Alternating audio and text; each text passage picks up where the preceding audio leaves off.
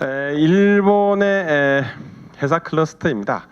일본은 그 회사 클러스터라고 해서 이 가운데 들어와 있는 제일 이쪽 이 부분을 이제 해운, 조선, 항만, 그다음에 성급, 이제 우리 기자재라고 이야기하는 박용 공업 이런 쪽을 중핵 회사 산업이라고 이야기를 하고, 회사 산업이긴 하지만 회사 산업과 좀 중핵이 아닌 기타 회사 산업으로 해서 이런 창고라든지 종합상사, 금융, 법무 이런 부분들이 들어 있습니다. 그 다음에 회사 산업의 인접 산업이라고 해가지고 토목이라든지 개발이라든지 수산, 레저, 조사 연구 이와 같은 것들이 있고요.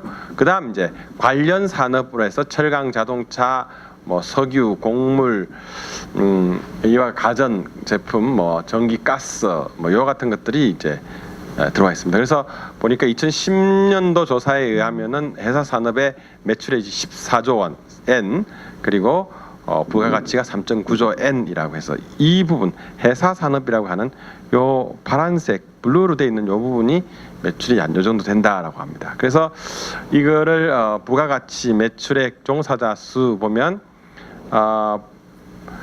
회사 산업, 관련 산업, 인접 산업 해가지고 이 정도의 매출이 있다라고 이야기를 하고요. 부가가치가 있다. 그래서 아까 말씀드렸지만 약 4조 정도의 매출이 있고요. 매출액 14조 엔, 그리고 종사자 수가 약 30만 명 있다라고 이야기를 합니다. 그래서 이제 우리가 클러스터를 이야기할 때 클러스터를 통해서 얻고자 하는 효과가 무언가라는 것을 분석할 때 가장 일반적으로 사용되는 틀이 이 틀입니다.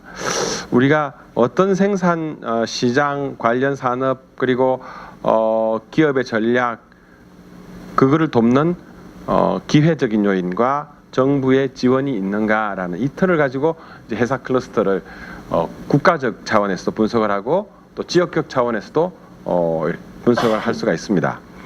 그렇게 보면 우리가 다 아는 이야기지만 일본은 시장 수요 조건에서 거의 대부분이 국내 완결형이죠, 그죠? 그래서 조선소는 100% 거의 100%라고 해도 무방하겠죠.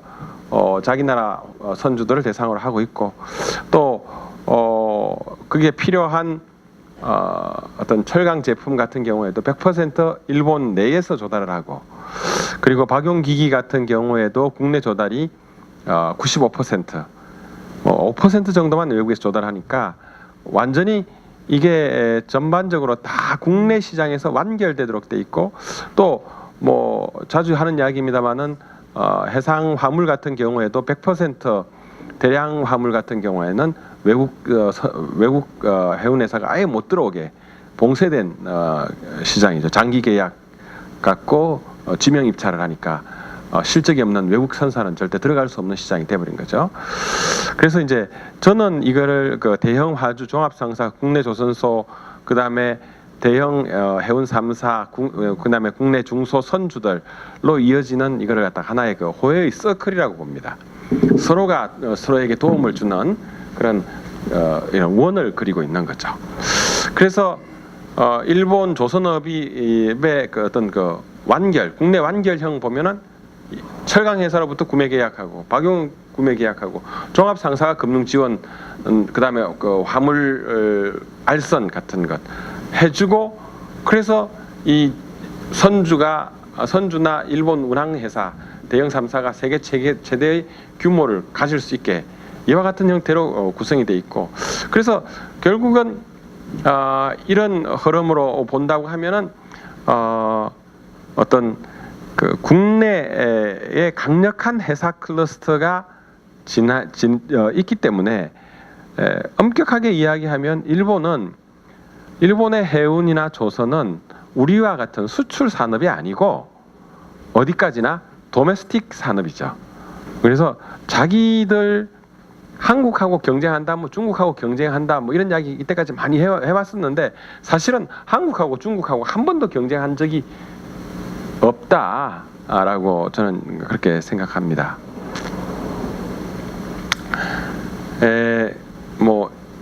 이 그림이 빠져버렸는데 뭐 최근에 가장 그 큰 해운조선의 협력 사례가 일본의 5번째 큰 다이치주오라고 하는 해운회사가 도산을 했을 때 이 회사가 사실은 일본의 2대 선사인 MOL이 1대 주주입니다.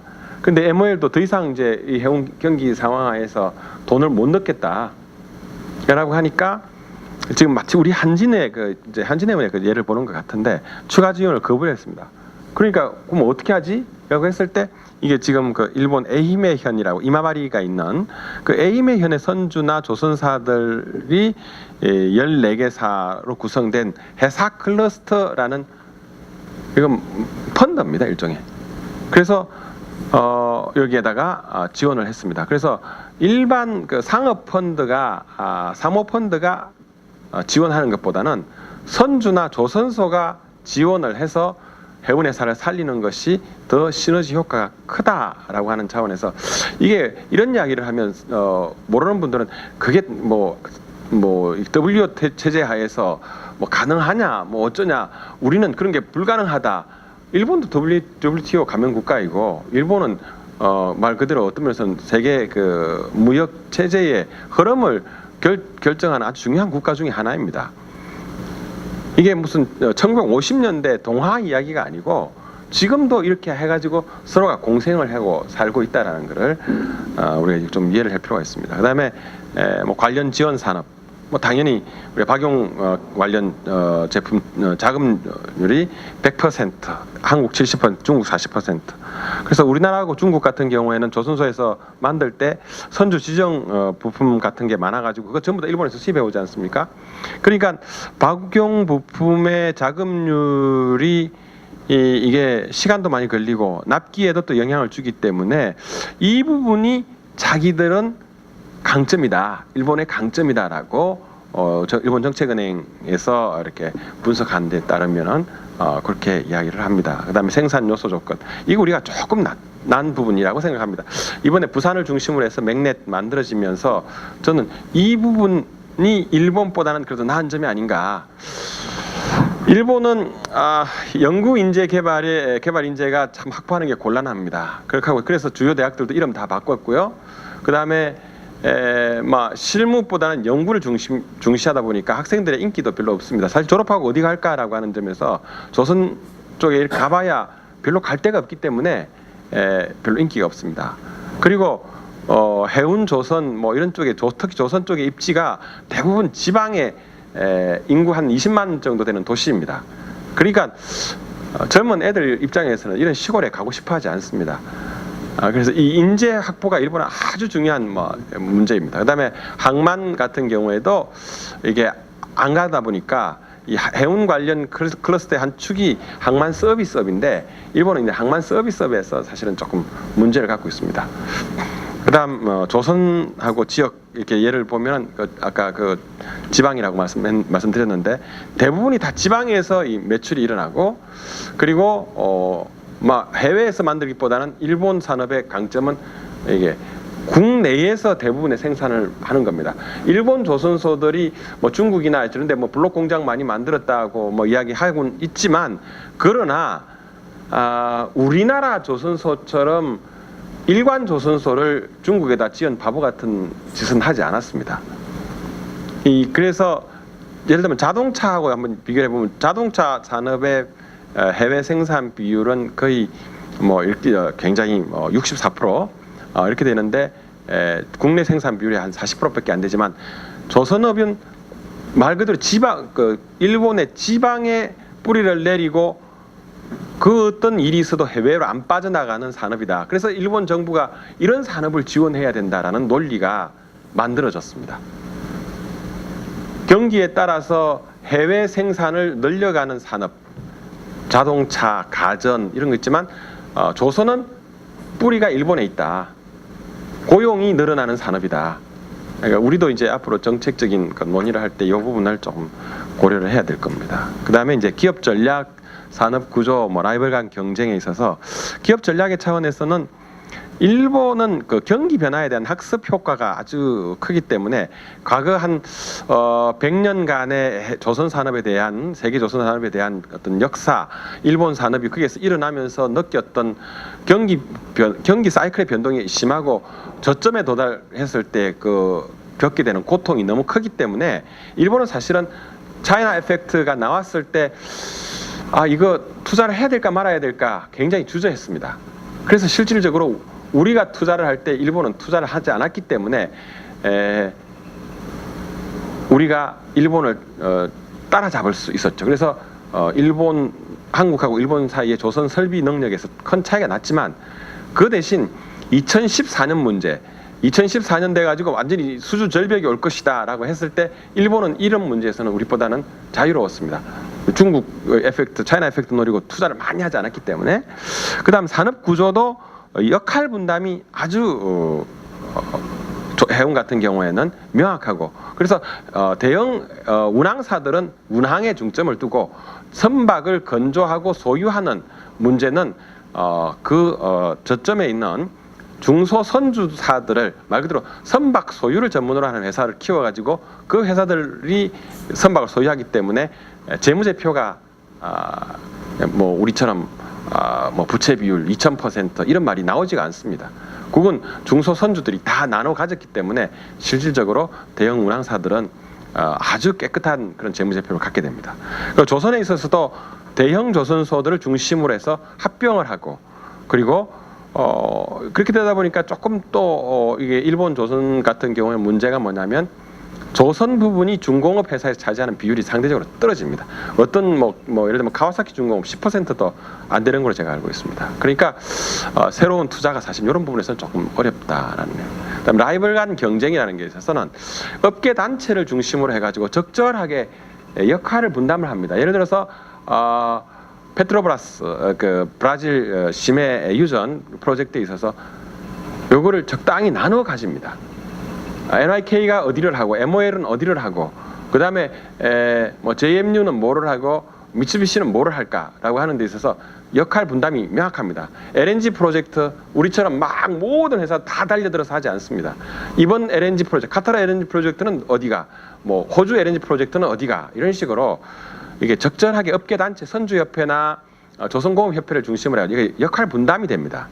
그 다음에 종합상사가 중간에 조정 역할을 수행해가지고 가능하면 all Japan, 모든 일본의 회사 클러스터 내에 속해 있는 구성원들이 정부 정책을 따를 경우에는 손해를 보지 않도록 조정하는. 그래서 이제 우리가 제가 클러스터 위원회를 만들었다라고 하니까 이게 이제 우리 클러스터 위원회가 사실은 이런 부분에서 앞으로 역할을 해줘야 합니다. 그다음 정부 같은 경우에는 좀 너무 빽빽해서 죄송합니다. 이 일본 같은 경우에 뭐 우리 다 알다시피 그 해운과 조선이 통합 행정을 하고 있다라는 자체가 이건 사실은 회사 클러스터죠. 정부 정책의 회사 클러스터입니다. 그래서 이게 조선, 해운, 선원, 안전, 그래서 이게 총괄 행정이고 생산에서부터 소비에 이르는 회사 산업 전 분야가 분야 횡단적인 정책이 가능해지는 겁니다. 그러니까 지금 불경기가 될 거니까 해운 쪽에서 말을 하면 조선에서 수주를 조금 줄입니다. 이게 가능해집니다. 근데 우리는 지금 수출 중심이다 보니까 이게 이루어지지 않는 거죠. 그 다음에 이제 해운과 조선의 동시 발전을 유도하기 위한 정책의 오랜 역사를 갖고 있습니다. 예를 들어서 계획 조선을 한다든지, 뭐 이자 보급을 해준다든지, 또 수출 산업인 조선이 신조선을 수주할 수 있도록 정책 자금을 지원하지만 국내 선사를 우선 지원해가지고 외국 선사가 일본 저리의 금융을 활용해서 선박을 만들기보다는 일본 해운회사가 선박을 만들어 가지고 그걸 가지고 일본 해운 일본 화주들의 짐을 실어 나르고 또 외국의 제3국 항로에 가서 돈을 벌 수 있도록. 그래서 우리하고는 조금 관점이 반대죠. 우리는 무조건 수출을 해가지고 그 회사들이 우리나라 짐을 실어 날라버리는, 그래서 우리 시장을 잠식해버리는 그와 같은 문제가 발생하는데 일본은 그렇지 않다. 그래서 이런 위원회를 해운조선 합리화심의위원회라는 이런 위원회를 만들어 가지고 잘 조정을 해왔습니다. 그래서 이제 이자보급이나 계획조선은 이미 이제 다 종료가 됐습니다만은 이것들이 완전히 그 발판이 됐고 지금 중국이 하고 있는 국수국조라는 것이 사실은 이게 정책의 그 벤치마킹 그 원형이 어디에 있냐 보면은 이게 일본에 있습니다. 이게 일본이 이렇게 하니까 우리도 이렇게 한번 해보자라고 해서 이걸 따라 배우는 거죠. 그리고 주기적인 경기 순환이라고 하는 이 해운 조선 산업이 갖고 있는 근본적인 문제를 해결하기 위해서 이렇게 주기적으로 이렇게 설비 조절을 해왔다. 그건 해운 조선 다 이렇게 해왔습니다. 그다음에 기회 요인의 문제인데 기회 요인에서 해운 조선에서 가장 그 큰 거는 역시 환율이죠. 그래서 환율 가지고 이렇게 들여다보면 이 일본하고 엔하고 원화하고 달러와의 그 가치가 이렇게 따라올 그래서 어느 정도 비슷해진 지점이 되면은 우리가 정말 이게 천운이죠. 이게 뭐 좀 우리가 경기 뭐 예를 들면 이때가 그 우리 그 뭡니까 IMF 때 뭐 그다음에 리먼 사태 이렇게 해가지고 좀 따라잡으려고 하면 일본이 따라잡으려고 하면 우리가 갑자기 환율이 확 떨어집니다. 그래서 이게 우리가 잘해서 정말 우리가 경쟁력이 있어서 그랬냐라고 이야기를 하면 이 부분에서 저는 조금 의문이 있습니다. 우리가 굉장히 환율의 도움을 많이 받았다. 한국 조선의 경쟁력이라고 말하는 것은 사실은 환율의 도움이었다라고 하는 것도 그게 몇 %가 될지는 모르겠지만 저는 뭐 상당히 절대적인 부분이 아니었겠는가라고 생각합니다. 그래서 일본에서 이야기를 할 때에는 우리가 100엔당 한 뭐 이 정도 했을 때 한국이 유리하고 일본이 이 아래를 뗄 때는 유리하다. 그래서 한 우리가 엔화로 하면 1,100원 정도, 100엔에 1,100원 정도, 그 정도라면 일본이 우리하고 경쟁을 할 수 있겠다. 지금이 딱 그 정도 수준입니다. 그래서 우리가 결코 조선에 있어서 아까 왜 한 척도 수주를 하지 못했는가? 라고 했을 때 저는 이 환율도 분명히 있다고 생각합니다. 그 다음에 이제 일본이 이제 최근에 그러면 뭘 하려고 하는가라고 하는 거를 이 신조선 정책이라고 하는 거를 만들면서 해운, 조선, 뭐 박용기계, 그 다음에 또 여러 가지 해양 관련 산업들에서 뭐를 어떻게 대처를 하려고 해왔는가라고 하는 거를 2010년에 만들어진 이 정책을 보면 일본은 이미 이 정책에 있어서 2014년을 갖다가 수요 감소기로 보고 장기적으로 어떻게 갈 것인가를 이와 같이 만들어 왔다라는 걸 우리가 알 수가 있습니다. 이게 굉장히 좀 이렇게 긴 저기가 있는데 뭐 혁신 촉진 회사 클러스터 강화 그래서 이런 해양 환경에 대한 이니셔티브 그럼 그다음에 해운 회사와 선주에 대한 지원 그다음에 경쟁력의 원천이 되는 테마에 과감하게 도전을 하자. 그래서 일본이 굉장히 LNG 연료선에 대해서 많은 투자를 하고 있습니다. 그래서 앞으로 이렇게 가겠다라고 하는. 그래서 그 최근의 결과가 결국은 뭐냐면은 일본 정부가 조선업계 통합을 지원을 하고 그다음 국내 선사가 수요로 뒷받침을 해주고 국제금융기관이 신조선 금융을 지원해주면서 이 15,000, 2만 TU 가까운 이 부분에 이 일본 선사들이 참여할 수 있게 된 거죠. 과거에는 일본 조선소들이 참여했던 거는 많아봐야 이 10,000 TU짜리 요거였고 저기에 그 일본 선사들이 필요로 했던 14,000 TU짜리는 우리나라 조선소에서 만들었지 않습니까? 근데 지금은 이제 안 오죠. 거꾸로 2만 TU짜리 일본 조선소에서 만드는 거죠. 일본 조선소가 우리보다 규모가 작아서 이런 것들 못한다라고 했을 때 일본 정부가 조선소 간의 통합을 지원을 해준 겁니다.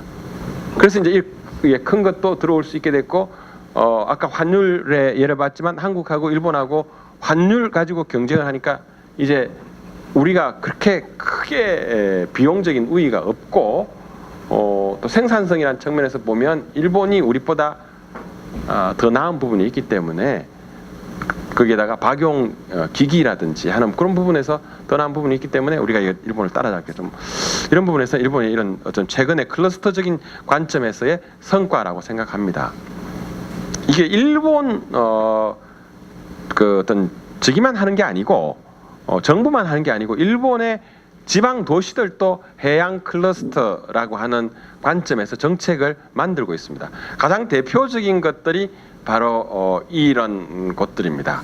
그래서 이 이마바리, 이 마루가메, 이렇게 나카토다, 미하라, 이마리, 사세보, 나가사키, 사이카이 이런 시들이 중심이 돼 가지고 그래서 일본의 시코쿠하고 이쪽 그 세토나이카이 쪽에 있는 것하고 그다음 이 나가사키 지역, 그다음에 오이타 이런 지역을 중심으로 해서 이렇게 하고 있습니다. 그래서 지방의 선주 선사들이 조선소에 발주를 하고 지방은행이 지원을 하고 그래서 이와 같은 산업을 이끌어 나가는. 그래서 실제로 2014년 3월 시점에 해운하고 조선에서 일본의 지방은행들이 얼마나 융자를 해줬는가라고 보니까 이게 이제 그 이오은행이라고 여기에 있습니다. 이오은행, 에이메은행, 그다음에 히로시마은행 이 세 은행이 융자 잔고가 조선소에 대한 융자 잔고가 1조 엔입니다.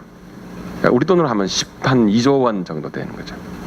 엄청난 이렇게 지방 은행들도 이 정도의 역할을 해주고 있다는 겁니다.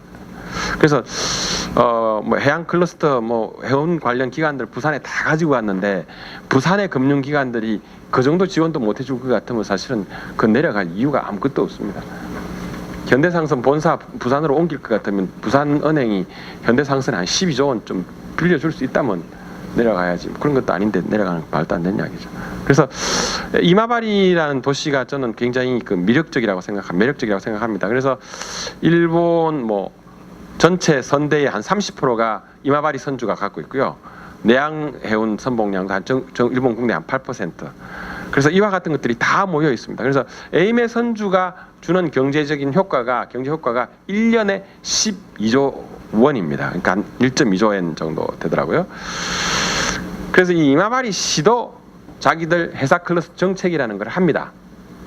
그래서 만들어 갖고 비전을 회사 도시 이마바리 창조라는 이런 비전을 갖고 그래서 주요 시책 해가지고 차세대 인재 육성, 회사 클러스터 구축, 회사 문화 진흥과 교류 촉진이라는 방침을 갖고 그래서 이거를 갖다가 일본 정부에다가 국제 전략 종합 특구라는 일본 정책이 있는데 여기 이 정책에다가 이런 제안을 합니다. 그래서 신기술 이런 도입을 위한 신시설 정비 기간 단축, 신기술 도입 사업, 수주 촉진 사업, 회사 조선 인재 육성 사업 이와 같은 것들을 하고 정부에서 지원을 요청을 하고 또 자기 스스로도 조선 진흥 계획을 수립하고 또 조선 기술센터를 운영하고 회사 도시 구상을 추진하고 그다음 이 선박 신조선을 만드는 회사들이 많기 때문에 그거를 갖다가 관광 상품으로 만드는 겁니다.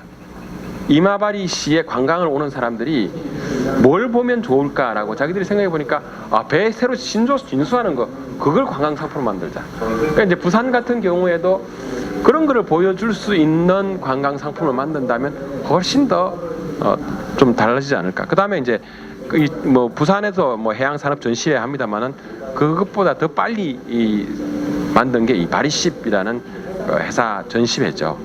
아마 우리나라 회사들도 여기 많이 출품을 하는데 인구 20만밖에 안 되는 회사가 세계적인 이런 걸 하고 있다라는 거 우리가 벤치마킹 해야 될 거라고 생각합니다.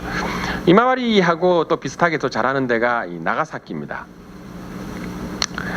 나가사키는 다 아시다시피 미쓰비시 중공업이 위치해 있고요.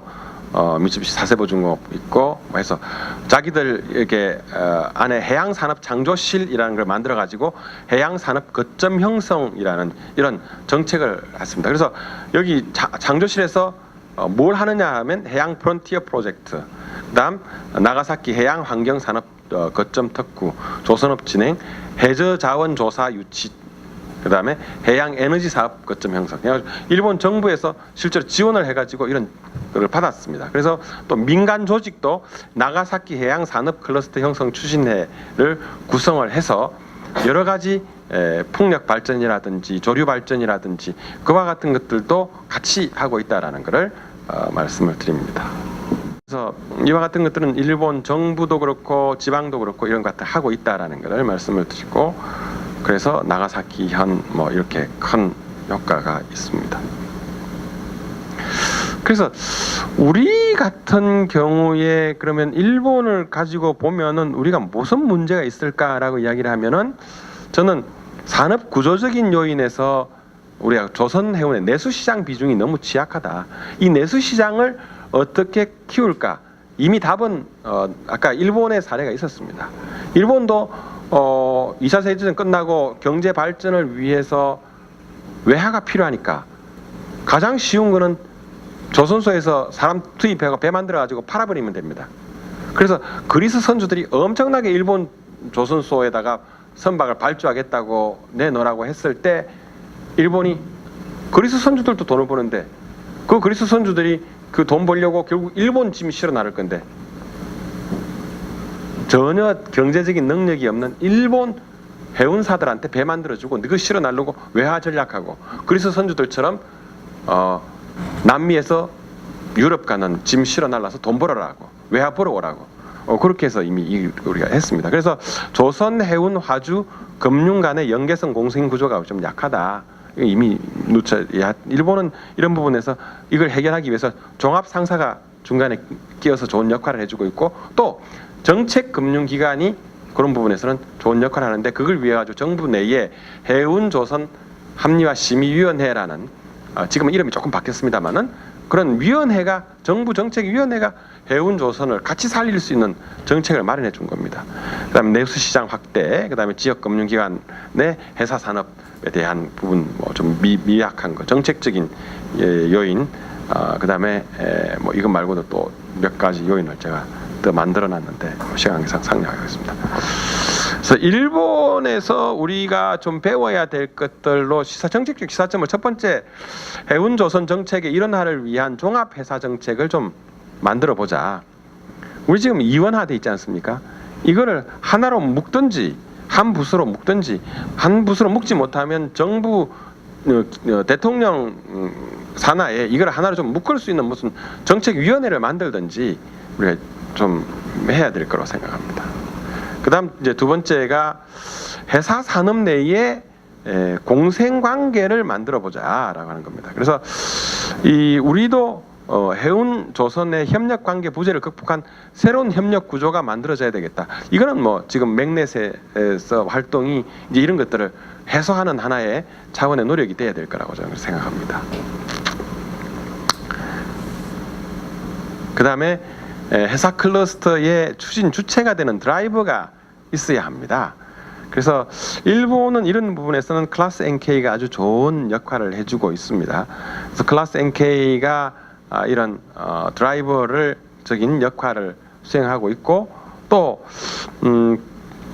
이런 해운과 조선의 접점 가운데에 뭐가 있는가라고 생각해 보면 성급이 있습니다. 사실은 이 해운 선사들이 선박을 사용하고 거기에서 발생되는 문제들을 갖다가 피드백 해주려고 해도 지금의 그 조선 관계에 있어서는 이게 피드백이 안 됩니다.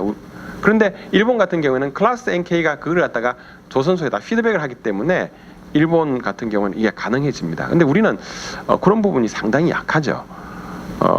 또 우리가 수리조선을 우리나라에서 한다면 수리조선소에서 이렇게 어떤 문제가 있는지를 알아서 그게 피드백이 될 건데, 수리조선도 없어졌기 때문에, 그래서 우리가 기술력을 계속 발전시켜 나가고 우리가 지금 대형 수리조선소를 만들 수 없다라고 하는 입장에서 보면, 그런 환경하에서 보면 이 성급의 역할이 회사 클러스터의 어떤 드라이버, 특히 기술적인 부분에서는 중요한 역할을 해야 될 것이고, 그다음 또 하나의 드라이버로 생각한다면 금융기관, 지역 금융기관이 되든 아니면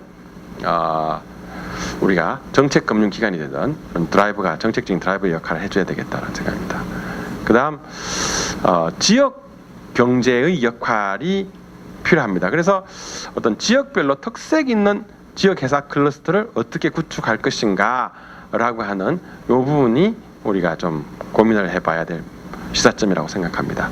그다음 친환경, 해양 에너지 분야에서 글로벌 리딩을 위한 중장기적 조선 R&D 정책을 구축할 필요가 있다. 그래서 일본 같은 경우에는 이런 중장기적인 관점에서 글로벌 선도 기술 확보를 위한 정책을 실시해 왔습니다. 그래서 선박의 성능이나 부가가치에 대한 제품 서비스력, 그리고 신규 사업 분야의 진출을 위한 연구력, 그리고 선박을 건조하기 위한 제조력, 그 다음에 이와 같은 것들을 다 지탱해 줄 수 있는 인재력이라고 하는 네 가지로 구분을 해가지고 일본은 이 정책을 선도적인 정책을 계속 만들어내고 있습니다. 그래서 우리가 좀 중장기적인 조선 정책, 해운 정책 같이 된 그런 정책이 사실 우리는 없죠.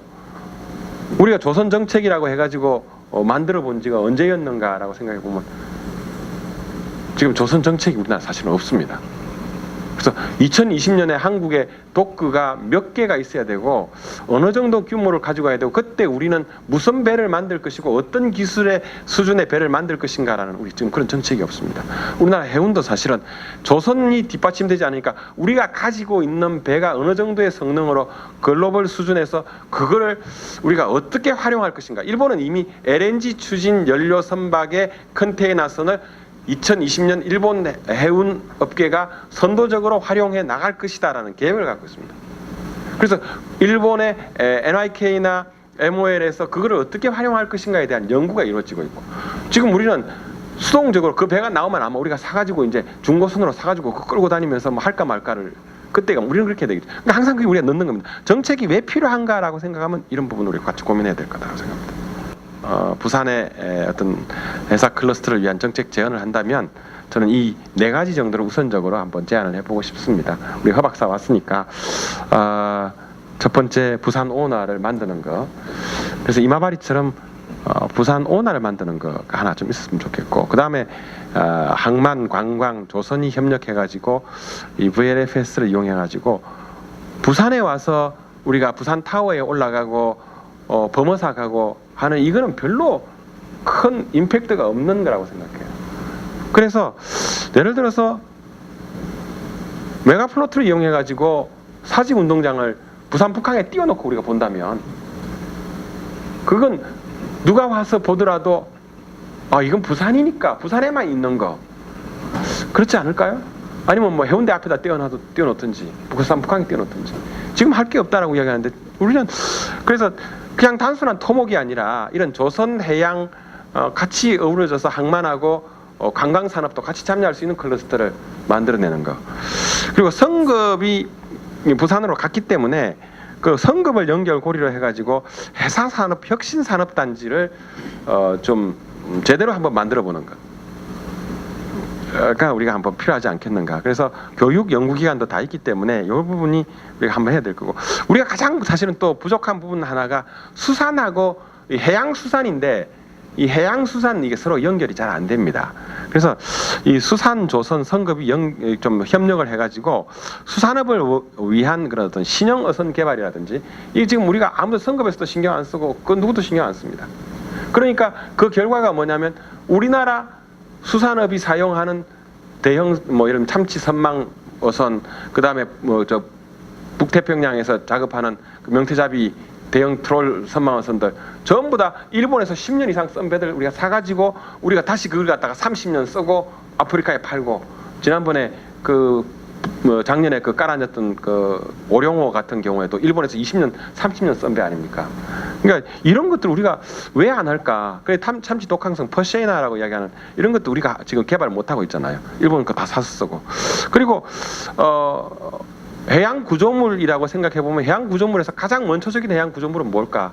저는 바다의 우리 바다 목장이라고 이야기하는 그 양식장 그게 가장 원초적인 해양 구조물인데 우리 조선 기술로 이런 것 같은 태풍에도 흔들리지 않고 물고기가 도망가지 않고 그러면서 적조를 막을 수 있는 그와 같은 해양 구조물을 우리가 만들 수 있을 텐데 그런 것들에 대한 우리 연구가 한도 없고 이런 부분들을 서로 협력을 하면 이런 필요성도 있고 할 수 있지 않겠는가. 그래서 부산이 갖고 있는 어떤 항만으로서의 우위성, 수산 산업에서의 우위성, 그다음에 이번에 연구기관들도 다 내려갔고 교육기관 다 있고 그리고 주위에 조선 업체도 다 있고 하기 때문에 이 부분들을 좀 클러스터적인 관점에서 접근해가지고 우리가 서로 협력해갖고 무슨 사업을 할까 요것들을 좀 만들어내는 그런 기회가 됐으면 좋겠다라는 것이 제 생각입니다.